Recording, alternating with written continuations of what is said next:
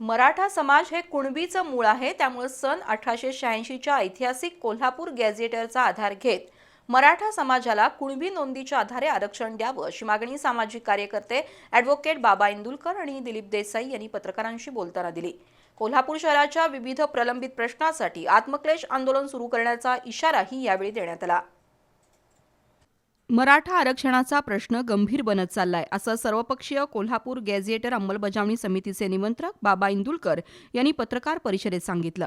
सन 1886च्या गॅझेटरमध्ये मराठा समाजाच्या ज्या नोंदी आहेत त्या कागदपत्रांची छाननी करून ती कागदपत्र शासनानं तातडीनं सार्वजनिक करावीत। कोल्हापूर गॅझेटरमध्ये कोल्हापूर राज्याच्या भौगोलिक सीमा आणि लोकसंख्येची जातनिहाय वर्गवारी दिली आहे। त्यातील नोंदींनुसार त्या काळातील 61.61% लोकसंख्या ही शेती व्यवसायात गुंतलेली आणि कुणबी म्हणून नोंदवलेली होती, असं इंदुलकर यांनी निदर्शनास आणलं। तत्कालीन ब्रिटिशांनी या नोंदी प्रमाणित केल्या असल्यानं त्या अधिकृतच आहेत असा निर्वाळाही त्यांनी दिला।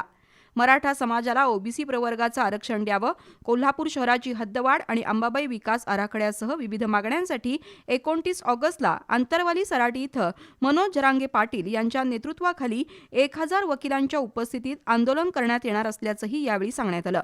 पत्रकार परिषदेला बाबा पार्टे, दिलीप देसाई, अविनाश शिंदे, अमर निंबाळकर, ॲडव्होकेट सतीश नलवडे, किशोर घाटगे, महादेव पाटील, संभाजीराव जगदाळे, रवी जाधव, दिलीप पवार उपस्थित होते।